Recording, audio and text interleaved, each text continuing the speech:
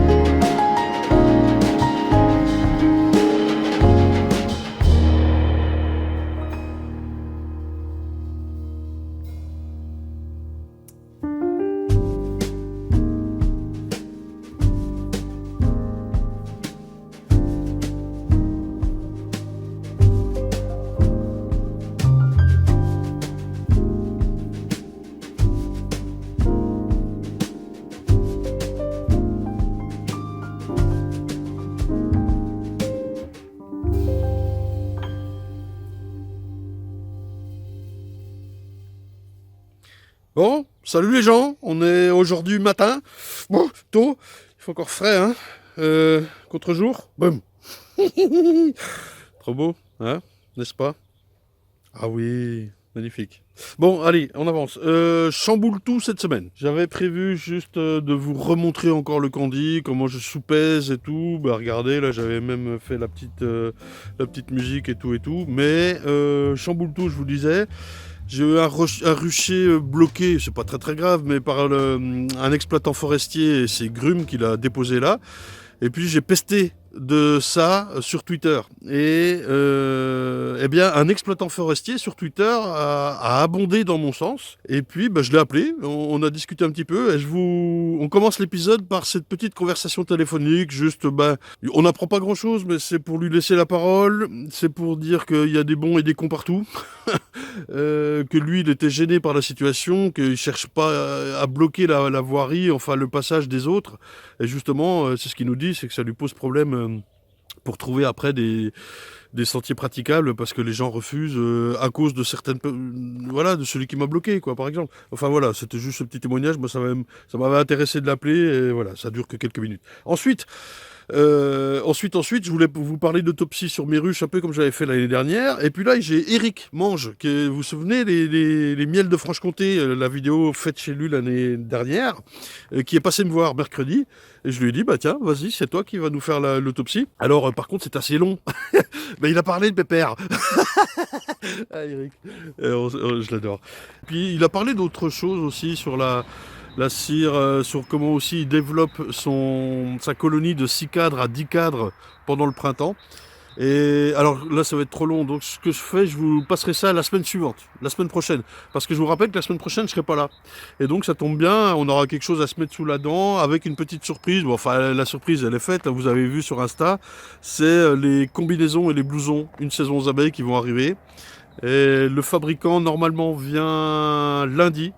Et puis on va filmer un petit peu pour qu'il nous explique comment il a fabriqué ces combinaisons. Voilà. Et puis elles seront dispo sur internet pour vous immédiatement après. Également, ce que je voulais rajouter, c'est, je le fais au début, comme ça tout le monde est au courant, il y a des essaims qui vont arriver, je vais créer une boîte email pour ça, avec donc une liste d'attente, parce que je ne sais pas si j'arriverai à satisfaire tout le monde. Donc inscrivez-vous sur cette boîte mail. Je la donne pas là maintenant parce que je veux laisser entre guillemets la chance à ceux qui regardent samedi, dimanche, lundi la vidéo. S'ils veulent des essaims, qu'ils soient pas pénalisés parce qu'ils regardent 1 ou 2 jours plus tard. Disons mercredi, je sortirai l'adresse mail sur les 3 réseaux, quoi. En gros, Twitter, Instagram et YouTube, peut-être Facebook, on verra. Enfin, il faut me suivre pour être au courant. Bah ouais, je suis désolé, voilà quoi. C'est le jeu, ma pauvre Lucette, quoi. Voilà. Pas mal de théories avec Eric sur les mortes. Ouais, vous allez voir que c'est quand même vachement intéressant. Alors, je suis désolé, il n'y a pas 36 000 cas différents. Chez moi, elles sont toutes à peu près mortes de la même façon. Mais finalement, c'est intéressant quand même. Alors, ne soyez pas ému, ou je sais pas comment dire, par la virulence des propos. C'est pas virulent. C'est qu'à un certain moment, il va falloir qu'on se mette à table, tous ensemble, qui aimons les abeilles, et qu'on puisse parler des sujets qui fâchent. Alors Eric, il a rien à prouver à personne, il a 40 ans d'apiculture, il a élevé des noirs, sélectionné des noirs, et puis il est passé à la Bugfast, ce qu'il nous avait expliqué dans l'épisode, là, il y a quelques années. Bref, et puis il est aussi d'une famille d'apiculteurs, enfin bref. Je lui fais confiance dans ses témoignages et il faut pas se bloquer ou se vexer parce qu'il dit des choses. Sinon, franchement, on n'avance pas, quoi. Ben ouais.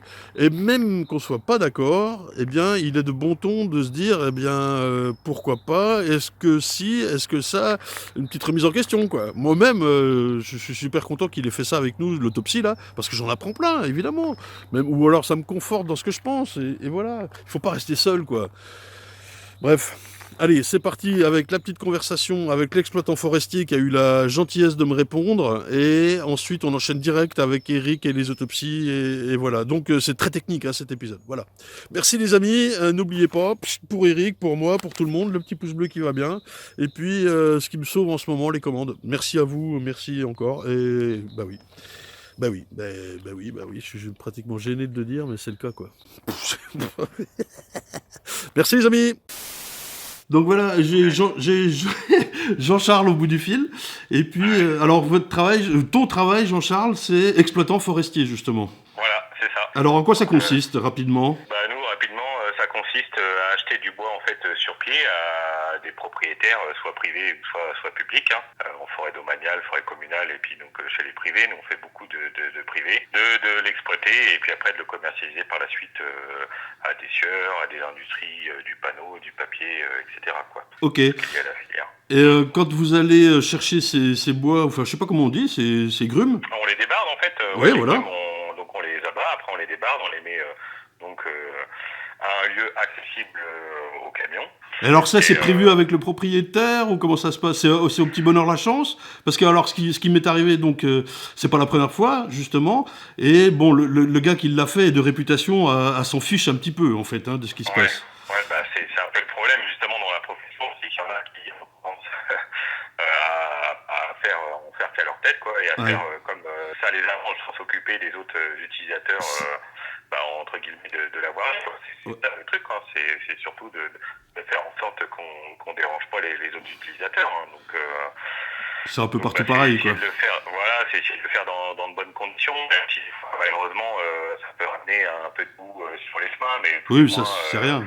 Barrer aucune entrée, ça c'est quand même le minimum, quoi. C'est là aussi que le petit message que je veux faire passer, si jamais des gens nous voient, ou voilà, c'est c'est que moi, c'est une de mes hantises, j'ai toujours besoin d'accéder aux ruches. Alors effectivement, là, il y avait qu'une vingtaine de mètres, 30 mètres, et puis bah, heureusement, j'avais pas de morte, c'est-à-dire de ruches vides à ramener au véhicule, ou ni même de candy à distribuer, donc c'est vrai que je n'avais rien apporté.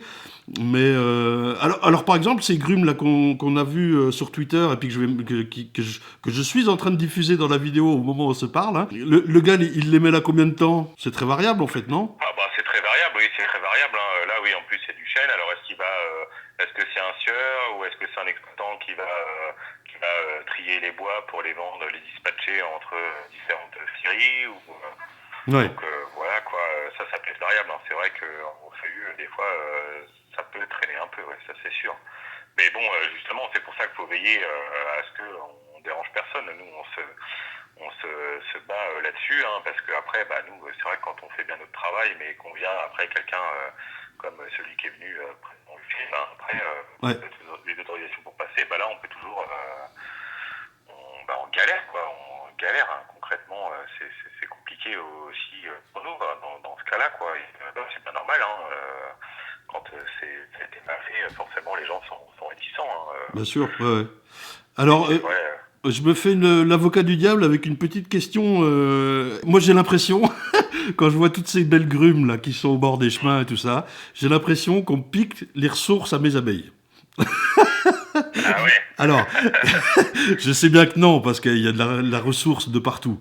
Mais qu'est-ce qu'on peut dire là-dessus? C'est sur la gestion de la forêt, en fait. Qu'est-ce qu'on peut dire là-dessus? La forêt c'est un cycle, hein, avant tout, hein, donc on passe de la graine à l'arbre quand c'est des chênes centenaires, hein, même voire bicentenaires. Forcément à un moment donné faut en récolter, soit pour aider ce qu'on fait, aider les autres à pousser à côté, hein, donc ça c'est ce qu'on appelle de l'éclaircie, quoi. Ouais. On va enlever les moins beaux, les plus petits, pour que ça profite aux beaux. Et puis un jour ou l'autre, hein, on arrive où tout est mûr, hein, et que là faut bien repasser par le stade entre guillemets zéro, quoi. Ça c'est un peu Alors, c'est des coupes blanches ouais, des coupes blanches, ouais. Alors c'est vrai qu'il y a un grand débat, hein, là-dessus, même au sein de notre profession, hein, où il y en a qui préconisent de jamais faire de coupes blanches, hein. Alors il faut savoir que dans certains cas c'est possible et c'est même souhaitable, hein. On va pas faire des coupes blanches, je sais pas moi, en pleine montagne, oui. dans des pentes, hein. Ça, ce serait complètement aberrant. Après, par exemple, dans du pin, ce serait à l'inverse aberrant de ne pas passer par un stade de coupe blanche, puisque c'est des arbres qui ont tous été plantés en même temps. Même si vous laissez les petits, après ils auront pas la capacité de se développer. En fait c'est dans leur gène, quoi. C'est génétique. Le pin, c'est une espèce qui s'il a été à l'ombre ne pourra jamais se développer comme il faut une fois qu'il est à la lumière. Donc c'est vrai que là dans ces parcelles-là, on est un peu obligé de repasser par le stade zéro, quoi. Et alors, la génération, quoi. Qui est-ce qui replante derrière? C'est vous ou c'est un autre organisme? Nous, c'est pas nous, mais on sous-traite, hein, cette partie-là. Nous, on est vraiment sur l'exploitation, et c'est vrai que nous, on est dans un secteur où il y a beaucoup de pain maritime comme dans les Landes, hein, même si on est basé dans la Sarthe, hein, c'est vraiment du pain maritime comme dans les Landes. Donc nous, on fait de ce qu'on appelle de la régénération naturelle, donc c'est-à-dire que les semis viennent tout seuls par les graines qui ont été apportées tout au long de la vie du peuplement. Soit on fait des semis artificiels ou de la plantation, et ça on sous-traite, et nous on propose systématiquement, hein, ce service-là, entre guillemets, de reboiser, hein. Nous on n'est pas là pour piller la forêt, on est là dans un cycle, et justement pour l'aider aussi à repartir, quoi. Ah ouais. Alors une petite dernière question là, par rapport surtout à mon coin, c'est des images de drones que j'ai beaucoup filmées. Vous par exemple, quand vous intervenez chez un privé, la surface n'est pas forcément très énorme.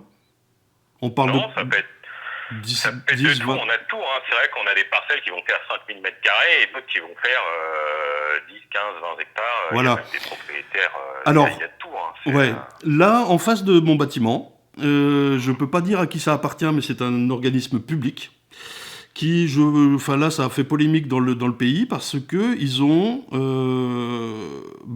rasé 400 hectares d'un coup.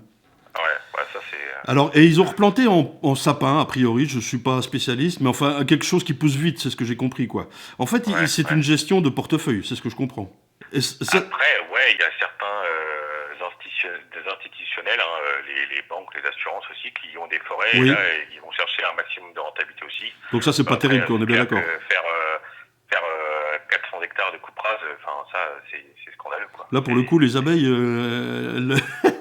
ça leur fout un coup, quoi, bien sûr, ouais. Bah ouais, puis on déstabilise quand même tout la faune, tout, ouais, on est bien d'accord. Alors, ils ont laissé le pourtour de chaque parcelle. Ouais, d'accord. Ce qui fait quand on passe en bagnole, on a l'impression que la forêt est là. Hein. Mais en fait, tout a été coupé et replanté. Bon, je trouvais ça un peu bizarre. Ouais, c'est vraiment un cas extrême, quoi. Là, j'ai jamais vu ça, moi.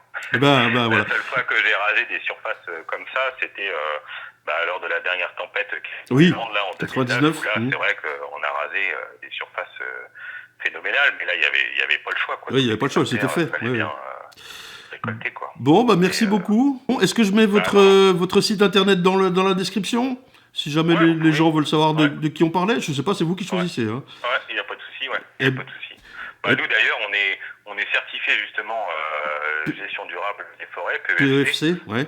Et c'est un peu pour ça aussi, on a toujours été dans l'entreprise sensible à ça, quoi, à ce qu'on peut transmettre à l'avenir aussi. C'est parce que nous, c'est vraiment une vision de long terme. Hein. Nous, ce qu'on plante aujourd'hui, on ne récoltera jamais. Bien sûr. Donc c'est pas pour nous, c'est pour la suite. Pour la suite. Et c'est vrai c'est aussi un indicateur comme quoi on peut faire confiance aussi à son exploitant forestier, ou en tout cas si ça se passe mal, après on peut se plaindre auprès de l'organisme qui nous certifie aussi, quoi. Donc bien sûr.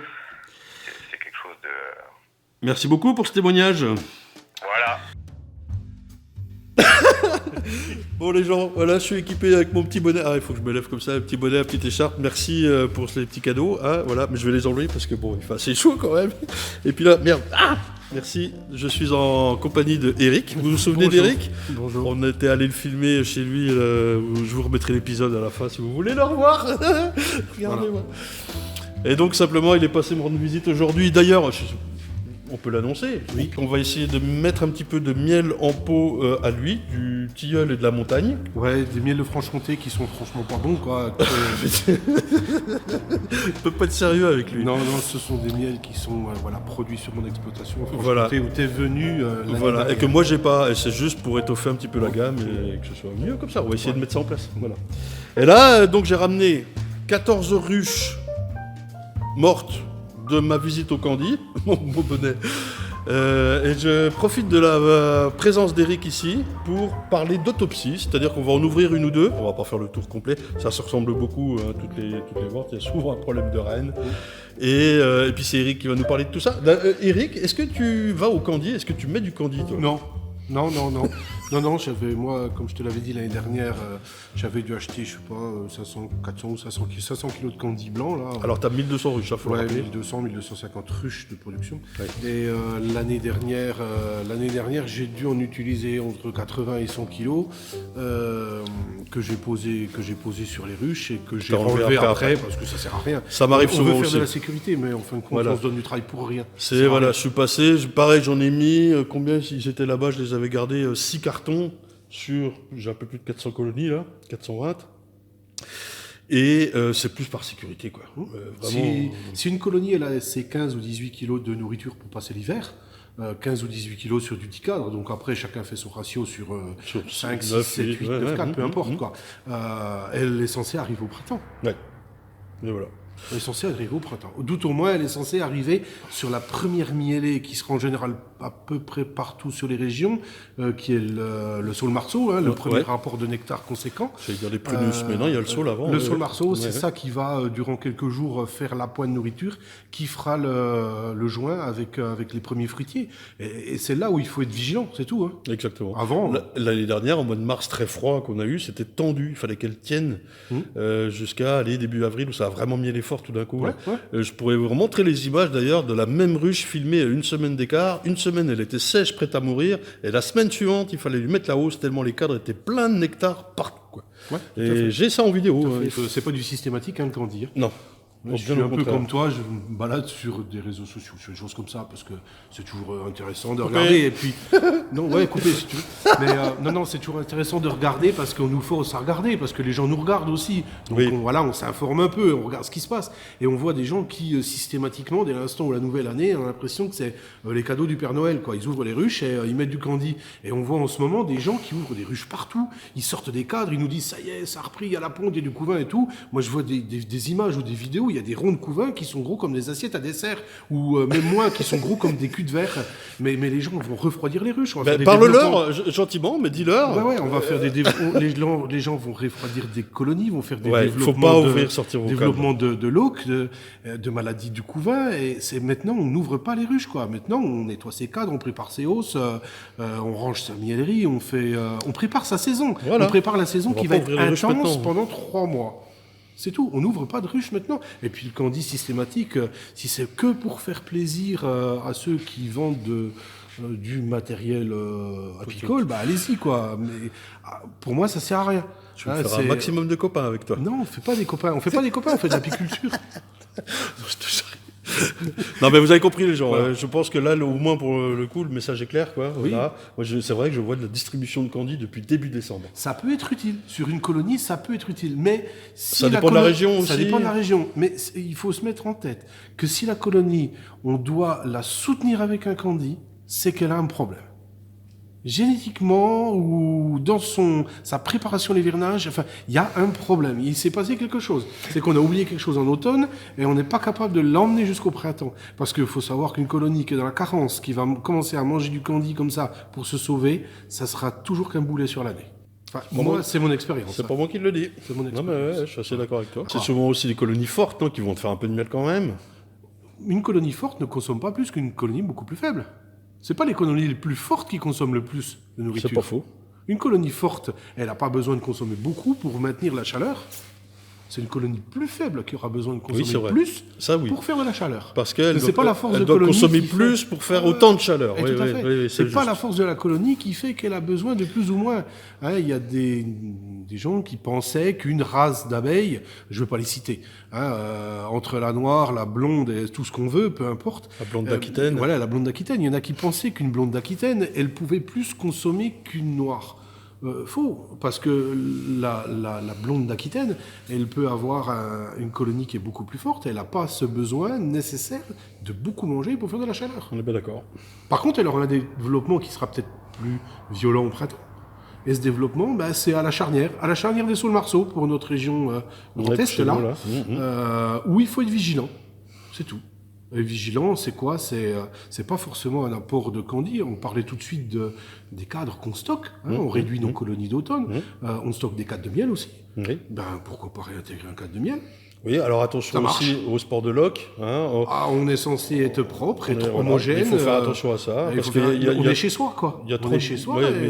Il y a trop de méconnaissance aussi de transmission de cette maladie par de miel. La sport de loc est contenu dans le miel. Tout à fait. Donc il faut faire gaffe aussi quand on fait ça, quoi. Moi, je peux te dire que chez moi, un cheptel d'un millier de ruches, le cadre de la ruche A est capable d'aller sur la ruche 1000. J'ai totale confiance à ce que je fais. Comme chez toi. Parce que je le redis encore une fois, en février, on n'ouvre pas les ruches, en dessous de 18 degrés. 18 degrés, on n'est pas sur les ressentis, mais sur les affichés, quoi. Affichés. On privilégie les ruchers qu'on a pu voir tout à l'heure, que tu m'as montré, qui étaient superbes, là, au soleil. C'est ceux-là qu'on va aller travailler les premiers. Il faut faire hyper attention, quoi. C'est fragile comme tout, quoi. On est bien d'accord. Déjà 7 minutes. Oh là là, ça va être long l'épisode. Alors, je vous avoue, c'est au pif, je sais pas du tout ce qu'il y a là-dedans. Alors, tiens, elle était resserrée, il y a eu un souci déjà. Attends, je vais changer d'angle de caméra. Là, c'est un essaim que j'avais finalement resserré sur 6 cadres. Là, ça a moisi, je vois. C'est un petit peu normal. Il y a du coup, l'autopsie, pour moi, toi, elle est vite vue. Orpheline à l'automne. Chercher à faire une nouvelle cellule. On a la trace ici, il y a du pollen, il y a... on le voit ici. Il y a du couvain quand même. Oui, il y a du couvain, mais c'est une ruche qui était orpheline à l'automne. Ça, c'est le couvain qui restait, mais ça s'est dépopulé. Il n'y a pas d'abeilles. Non, il n'y a pas d'abeilles. Ça s'est dépopulé au fur et à mesure, et ça, on le voit là. En fait, la plupart, elles ont eu un problème de reine. Hein, voilà, ça c'est une ruche qui a été orpheline à l'automne. À cause de cette ébauche de reine. Ouais, c'est ça, ouais. Ouais, c'est ça. Bon, je l'ai cassé, mais c'est ça. Il n'y a pas photo, Par contre... Là, encore une, hein, de l'autre côté. Ah, et oui. c'est flagrant, hein, parce que il y en a une, elle est à peine, elle n'est pas finie de construire. Là, derrière, elle était construite un petit peu. Non, mais c'est ça. Orpheline à l'automne, pareil. Par contre, il n'y a pas de réserve de miel. Est-ce que ça va pas jouer? Oh, ça a été pillé, ça. Oui, ça a été pillé. Ouais, ça a été... Attends, c'est moi qui ai... Pardon. Ça a été... Enfin, ça a été pillé. Si, ça a été pillé. Ouais, ça a été pillé, ça. Alors, c'est parce que dans les alvéoles, tu vois les traces d'abeilles qui sont venues chercher le bordel. Parce que c'est un peu déchiré, tu vois. Il y a un peu de traces au fond, mais c'est pas très flagrant, on est d'accord. C'est pas flagrant. Mais ça, pour moi... Et les moisissures, c'est les pollens qui restaient, qui ont moisi. Pollen frais. D'humidité. Ouais. Pollen frais qui a moisi. Il y avait encore 2-3 abeilles quand même. Hein. Ouais. Mais voilà quoi. Alors, orpheline à l'automne. C'est à peu près tout qui a eu un souci. La suivante pour voir. 2, 4, 6, 8 cadres. 8 cadres. Les cadres sont bien propres. Pareil, hein, c'est des ruches qui ont été pillées à l'automne, hein, ça. Hein. Oui. C'est flagrant aussi. Et pareil, hein, orphelin à l'automne. Voilà. Oui, même constat ça. Orphelin à l'automne. Et ça s'est dépopulé gentiment, quoi. Hein. C'est venu à mourir gentiment, cet orphelin à l'automne. Oui. C'est ça. Tout simple. Hein. Tout ça, c'est sain. Il n'y a aucun souci. Ah, c'est sain, tu veux dire les cadres? C'est sain. Oui, ils sont de cette année. Sain. Non, mais les ruches sont saines. Elles sont mortes, mais de manière saine. Donc ça veut dire que ce n'est pas des mortalités d'hiver, hein, ça pour moi. C'est simplement des ruches qui étaient orphelines à l'automne, qu'on aurait peut-être pu déceler. C'est l'apiculteur qui a peut-être pas décelé. Je t'accuse pas. Mais chez moi, il y en a comme ça aussi. Chez moi, il y en a. Là, sur quelques ruches, on en a trouvé déjà en passant un peu ce printemps. On le savait. Alors, la dernière fois que je suis passé, c'était mi-novembre. Et si elle a passé son hiver dehors, c'est qu'il y avait encore les abeilles. Hein. Oui, il y avait les abeilles, mais orphelines. Quoi. Oui, voilà, je dis pas que j'ai vérifié le couvain mi-novembre. Voilà. C'est pas possible. Orphelines. Par contre, on voit qu'il y a encore 2-3 abeilles en grappe, là, voilà. Normal, c'est les dernières c'est les dernières qui sont arrivées au bout, quoi. Hein ouais. Ok. Alors là, je l'avais mis sur 5 cadres. Elle est morte pillée aussi, non? Je vois des traces de pillage. Partition, qui était belle.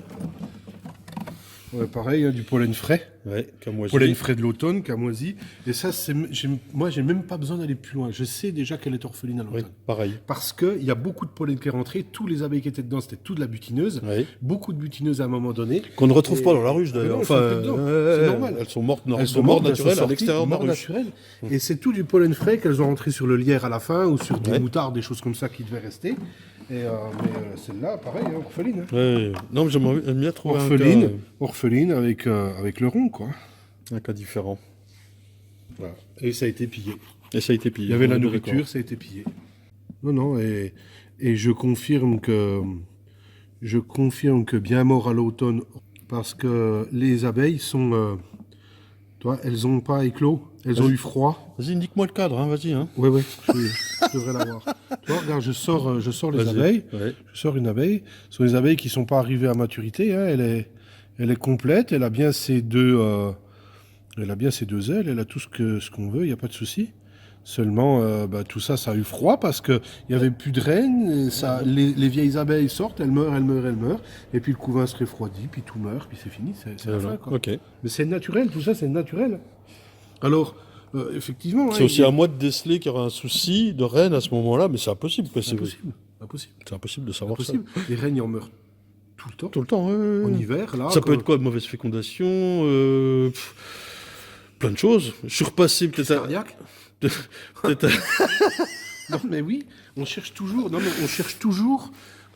Pourquoi les ruches, pourquoi les reines elles meurent? Parce qu'elles sont mal fécondées, parce que les pesticides, les machins, les trucs, les bidules. On cherche tout plein de choses.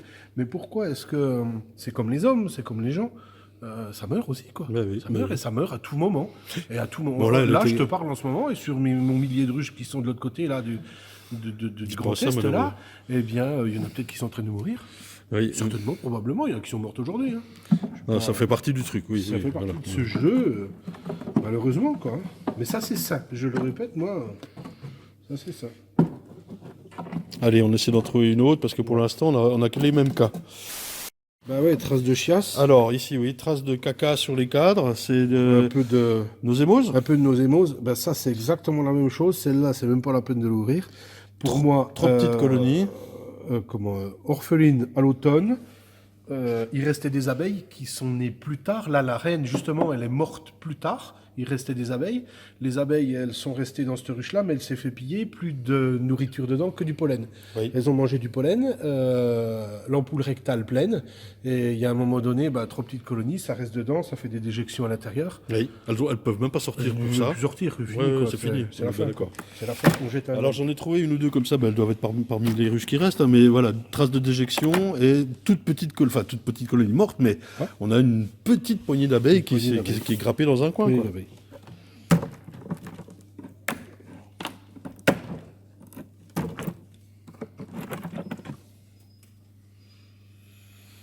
Ouais, ça a été vidé, Bah, tu m'étonnes. pillé quoi. Pillé. Ça, c'est Pillé. des vraies traces de pillage. Une trace de pillage là. Là, pour le coup, ouais. Là, c'était Vous voyez, mangé. on voit que c'est à peine des C'est operculés. crogné, quoi. Et voilà. Et il y a toujours aussi des débris au fond. Là, on ne le voit Ouais. pas, mais Si, il y en a. débris de cire et tout ça. Quoi. Ça a dû être bien le bordel. Hein, Voilà, d'ailleurs. les abeilles qui restaient à la fin quoi. Ah, il restait un peu de miel. Tiens. Il restait un petit peu, mais voilà, les abeilles qui restaient à la fin, celles-là, elles ont plus suffisamment chaud, elles sont engourdies, elles peuvent même plus condamnées, quoi. sortir, et puis tiens, voilà la reine, ça. Tiens. Voilà la reine. Alors pourquoi elle s'est arrêtée de pondre La celle-là reine, petite colonie, reine de non-valeur, peut-être pas fécondée, mal fécondée. fécondée, ouais. Voilà, il n'y a rien d'anormal à une ruche qui est morte comme ça, quoi. Dans l'autopsie, quand on a une ruchette comme ça au fond du jardin, il ne faut pas aller dire il y a toute la peste du monde qui nous est tombée dessus. Hein. Il suffit de l'ouvrir, j'ai la reine dans la main, quoi. J'ai la reine dans la main. Elle est petite quand même. Elle hein. est petite, c'est normal, elle est un Elle, peu ouais, séchée. non, elle un a peu séché, comme eux et ouais, tout. on est bien d'accord. Et elle était peut-être même pas fécondée, c'est peut-être une jeune reine. Hein, Oui, ça. j'ai un cette souci allure-là. là, quand même là-dessus. Et puis elle a pris cette couleur noire qui n'est pas sa couleur. Voilà, hein, qui n'est pas d'origine. la couleur, mais c'est ça, c'est simplement que voilà, problème de vie. Problème de vie. Il est chaud, il va encore en ouvrir une. Ouais. Voilà ce qu'il y a dedans. Moi, Alors, là, je suis un peu plus intéressé. Parce que c'est une colonie que tu n'as pas réduite à l'automne. non, feignasserie. Ou alors Feignasserie ou elle était énorme, je sais plus. Hein. Là, il y a de la nourriture. Alors, Il y a voilà de un la cas nourriture différent. En abondance. Elle est lourde. Elle est très lourde. Trop lourde, non? On va Elle voir. est très très lourde. Il y a des traces de chiasse, de nosémose sur les têtes de cadre. Ça veut dire que les abeilles sont pas sorties pour... Là, on est sur des très très lourds. Ce qui suinte dessus, c'est normal. Hein, ça. Oui, oui, oui. Hein, ça, c'est pas... Bah, c'est la réaction du miel qui est pas nettoyé, qui est pas occupé ou quoi, ou qu'est-ce quoi. Sachant qu'on a une belle journée, là il fait ensoleillé, mais il fait quand même froid dans le hangar. Hein. On est en double pull là, pour dire pourquoi Eric il a les mains violettes. Alors il y a la trace du traitement, ok. Le traitement, j'ai fait 11 semaines d'apitrase Oui. et j'ai compté mes varrois. J'avais des données assez fortes sur la plupart des colonies. Donc je suis repassé, mais je n'ai pas eu d'autre choix,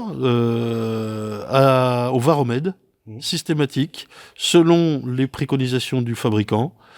Et les suites du varomède, eh ben, c'était l'hiver. On était au 15 novembre. Moi, je n'ai pas fait d'autres vérifications.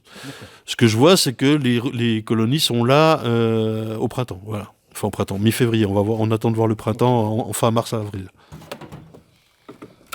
Mais ce que je veux dire par là, c'est qu'il est compliqué d'avoir le bon médicament au bon moment. Alors oui, vous allez me dire acide oxalique en sublimation ou quoi ou qu'est-ce. Non, je fais pas ça, les gens. Il faudrait que j'y vienne, mais pour l'instant, je pratique pas. Là, moi, je m'aperçois, il y a un cadre vieux en plein milieu. C'est pas terrible. Je sais pas ce qu'il faut là.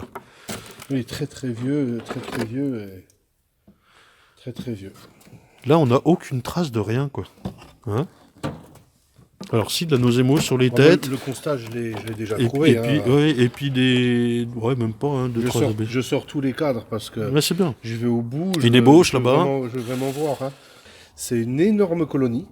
Ouais, mais là, colonie elle a été oui, une très énorme réduite. colonie que tu avais en saison, 14 juillet ou par là. Tu t'es dit, bon, ça c'est beau, c'est plein d'abeilles, ça va passer l'hiver, il n'y a pas de souci. Ouais. Mais c'est une colonie que tu avais d'orphelines. Ouais. ou d'une reine qui était complètement défaillante mais qui voulait pas quitter, qui avait suffisamment de phéromones et qui maintenait, sa les cohésion. abeilles dedans, la cohésion. Ouais.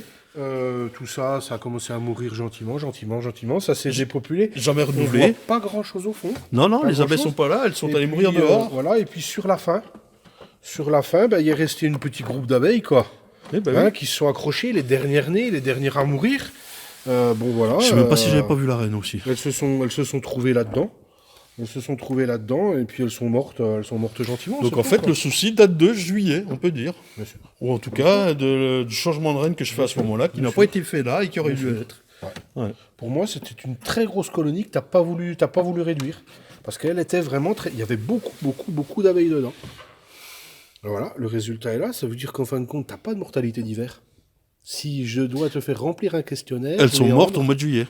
C'est en toutes gros. les colonies qui défaillaient l'année dernière. Toutes les colonies qui étaient qui périclitaient et que tu aurais dû pouvoir supprimer à l'automne.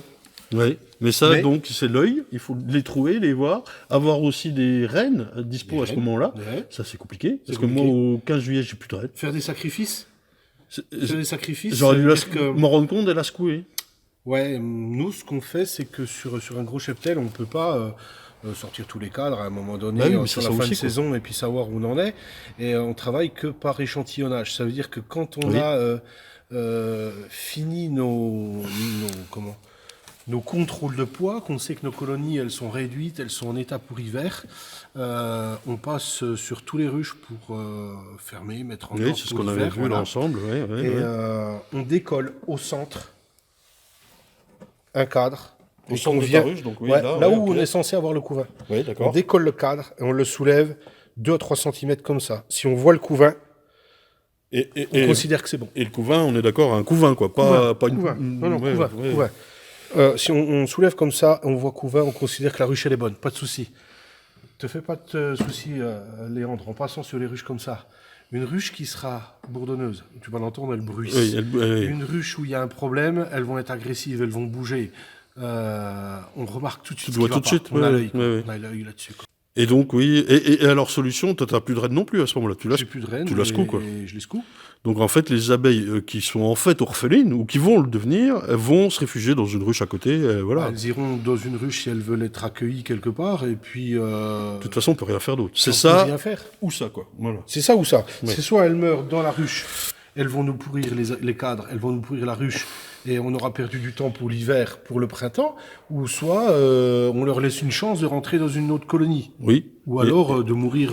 ou de renforcer une peut-être plus faible en nombre d'abeilles ou quoi. Peut-être. Dans Elles le, iront dans le bien où rucher, elles hein. veulent, quoi, On parle du même rucher. Là, hein. j'ai un ancien apiculteur qui me disait elles rentreront bien à pied là où elles voudront, quoi. Mais voilà, il y a un choix qu'il faut faire dans la vie, quoi. Non, mais alors là, on est bien C'est un d'accord. choix qu'il faut Ouais, faire. On peut ouais, pas... Parce que ça, si on fait un... Et ça, faut le faire, franchement, début juillet. Franchement, Enfin, début juillet, non, pas la vérification. Mais de se rendre compte que la reine qui est dedans, elle aura du mal ou quoi. C'est compliqué, on est bien d'accord. compliqué. C'est chacun sa région, chacun ses dernières mielées, chacun son itinéraire technique, chacun sa manière d'ivorner.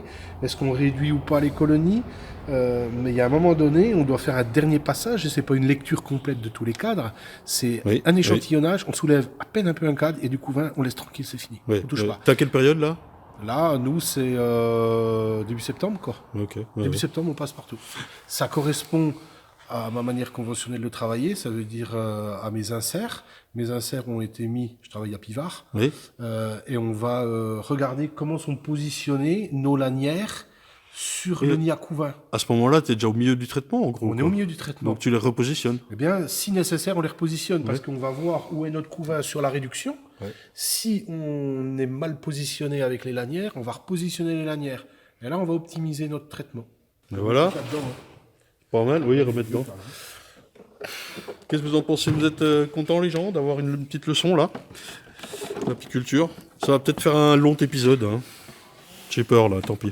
Quand t'as des traces de maladies comme ça, enfin de maladies nausémoses, Alors, c'est pas de la nausémose. Ouais, c'est de la chiasse parce qu'elles sont pas sorties. Ben voilà, l'ampoule rectale, elle est pleine, elles ont pas le temps d'aller jusqu'aux toilettes. Mais ça, on peut le voir aussi devant la ruche. Là, en l'occurrence, il n'y a aucune trace devant la ruche. Hein. Oui, justement, c'est pour ça que je te dis qu'il n'y a pas de nausémose. Pas de nausémose, ok. Nausémose, c'est les abeilles qui sortent et qui déjectent le long de la ruche en montant, dans tous les sens, il y en a partout.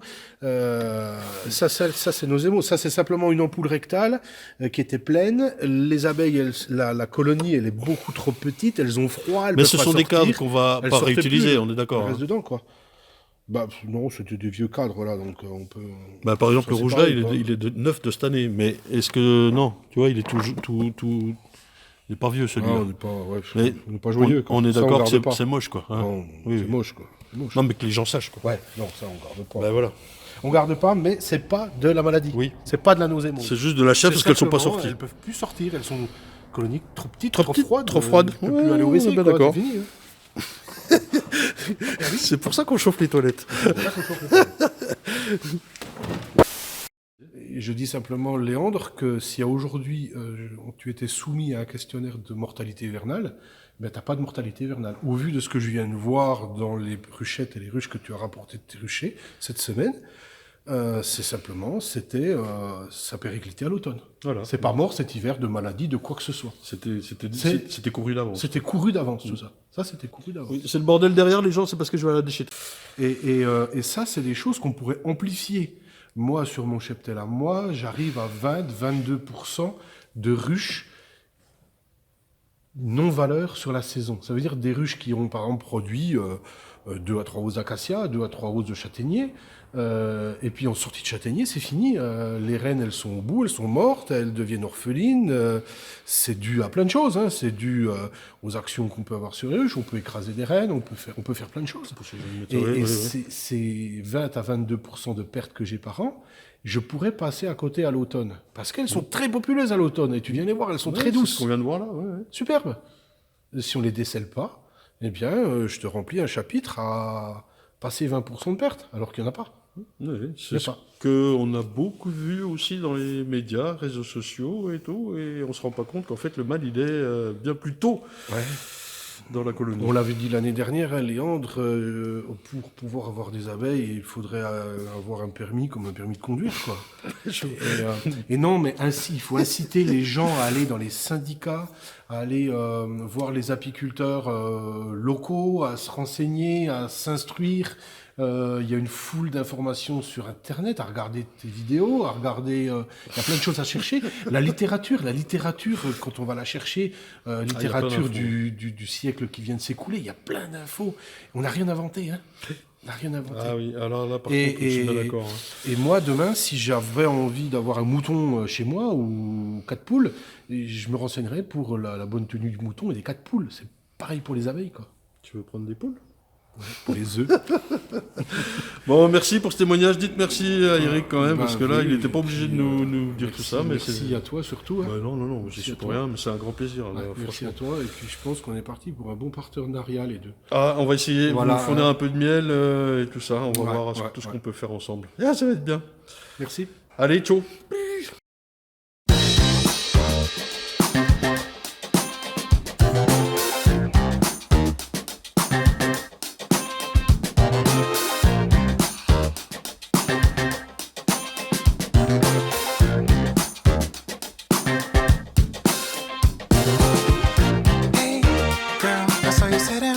Don't be wasting time, I wanna see your smile.